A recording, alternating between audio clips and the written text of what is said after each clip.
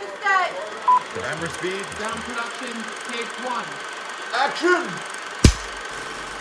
Can we just get this apology out of the way, AKAPADers? And welcome back. It's the Film Buff Podcast. We're doing anime. We're doing animation. It's the weekend, so Saturday and Sunday, early in the morning, we like to do cartoons. The apology. When I set out to do this, and when there was eventually momentum on the weekends, we have to go back a little. We have to go back to the struggle of just getting out one episode. It would be maybe one a week. Originally, this podcast was structured around conversation. I would have a friend of mine, and we would just kind of kick it back and forth. And as the consistency grew, the desire to be, more of a program. I had to wear but had to wear the producer hat. And the show slowly became, and it's been through a couple iterations, but it slowly became the Film Buff. And the Film Buff just likes to sit down and talk about one thing. This evolution is embedded in not just the history of the podcast, but me as a producer, as a technical practitioner, basically digger too, because a lot of times to have these conversations, we have to know a lot of stuff. So when we finally had daily episodes, which was something I never thought was possible, we got to 2 episodes a day. Now, that doesn't mean every single day is going to be 2 episodes. There's different reasons for that. I would like there to be maybe in the close future, but as of right now, that's not a priority. And then the 5 days a week, 2 drops some days, became Saturday and Sunday. And Saturday and Sunday emerged as a desire to hit the gamma, like to really touch on the pieces of film production. When we watch a live action, for example, like we watch something like the Avengers Endgame, we watch a Star Wars movie, like these nice big budget movies, there's a lot of animation in there. There's animation, philosophy, methodology, know-how. You bring in animators for the special effects side because they know what works. And a little bit of a crossover too, with the emergence of motion capture. Character animation is more embedded in film production.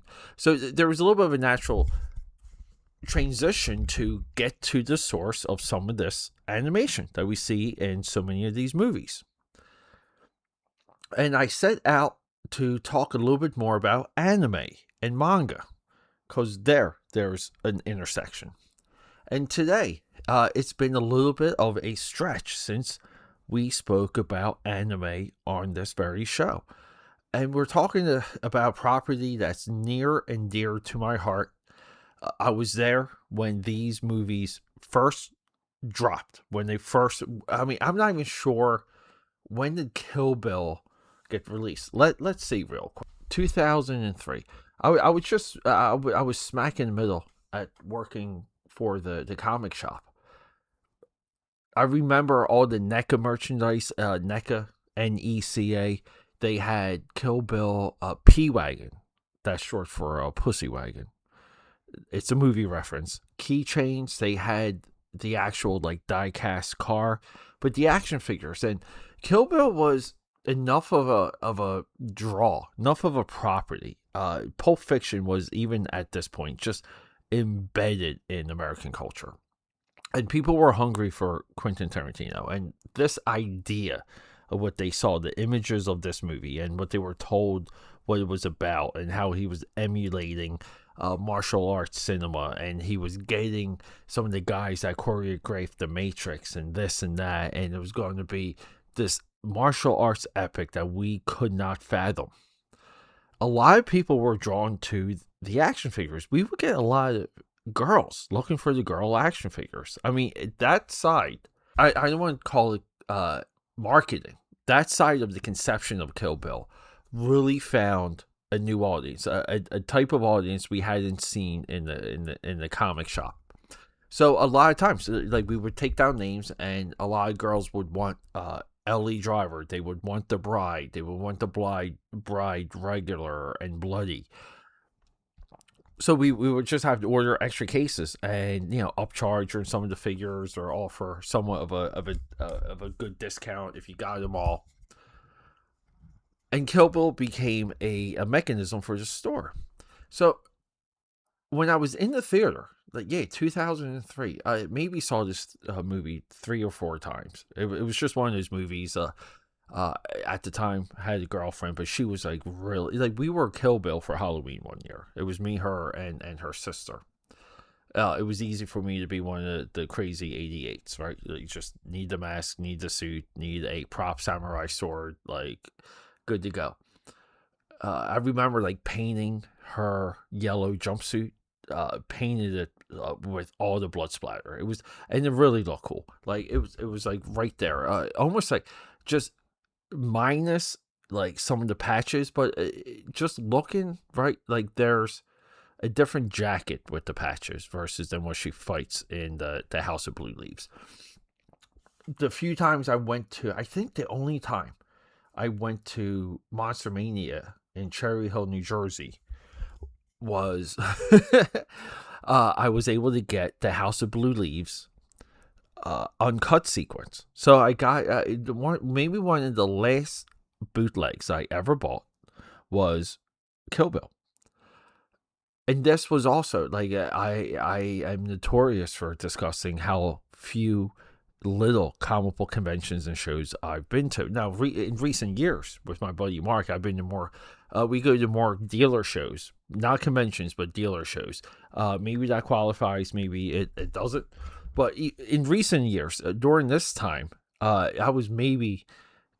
went to like less than 10 comic book conventions, and this is going back when I was a kid. So from a kid to adulthood, less than 10 shows. But Kill Bill, like, became a part of my life, and this animation sequence by Production IG, the origin of O-Ren Ichii. Here's the thing. There's 2 elements of this animation sequence that make the movie. I'm not just talking about it as an insert. I'm talking about the movie itself. And it's the sound effects and the music. This is relatively a silent film put in the middle of Quentin Tarantino's comeback. I believe at the time Tarantino had an affair or was dating. Maybe he was even married to Uma Thurman. I don't know. It gets so complicated sometimes. So recently, just last night, might have been Paramount. Paramount had Kill Bill, the whole bloody affair, available. 4 hours, like, I think it's 4 hours and 15 minutes. I put it on. It's late at night. My fiance just came back from doing a couple things with her family. I can't do much with my family because I'm almost the last one standing there. So she comes back and she's inebriated. Maybe had one too many, but she just lies down, starts to crash out, and I put this on, and I'm in full work mode. I've just been drawing and recording and on the phone a few times, like for the entire time that she's out. I didn't go out because I tore up my foot playing volleyball. Not bone or not my skin, my back heel, the shoes I was wearing tore up. It's right near my Achilles. If you guys ever had that happen, it's one of the weirdest types of injuries to deal with. But you just have to kind of like let it scab over. And we have a wedding coming up. I got another volleyball game this coming Tuesday. That itself gets complicated. But no, AKAPADers. So I put this movie on last night, and I can't tell you how blown away I was when the origin of O-Ren Ichii kept going, and I had forgotten that they expanded this animation sequence. And I'm watching this elevator scene that I hadn't seen before, where this girl and everything matches up. The coloring, the sound, the narration, because we have the bride narrating this. And I'm just beside myself. I'm in awe that 2003 to 2025 we're able to match the sequence. It just doesn't, nothing looks out of place. It just goes together. And then I get this giant origin story, and the elevator sequence, the way it just kind of was one-upping itself, it just kind of like kept going. And I'm just like, man, like, this is amazing. And I also forgot that there's another animated sequence, a whole new sequence that I've never seen before. So I stopped watching the movie after the origin of O-Ren Ichi by the historic production IG. Here's the thing. When it comes to, can we touch on production IG? This is where I discovered them. 1989, Patlabor the movie. Patlabor 2, Ghost in the Shell.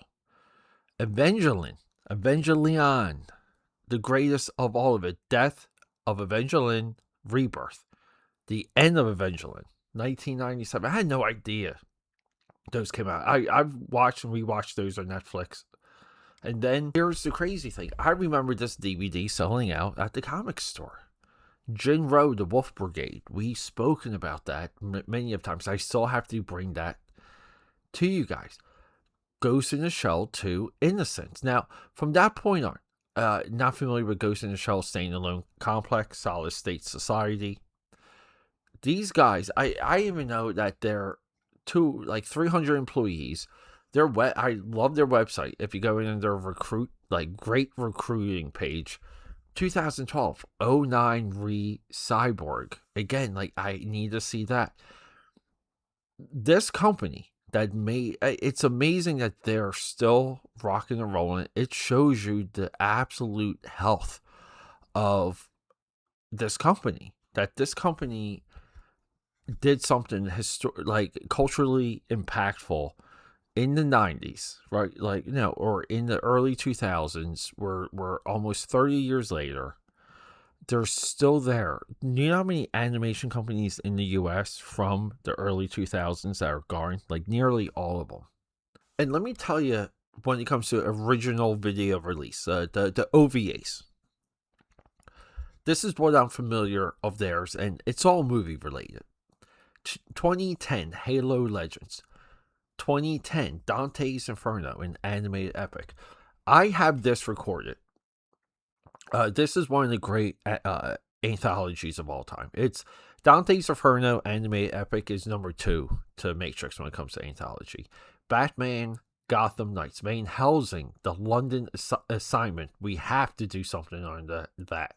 Because you guys know I love Van Helsing.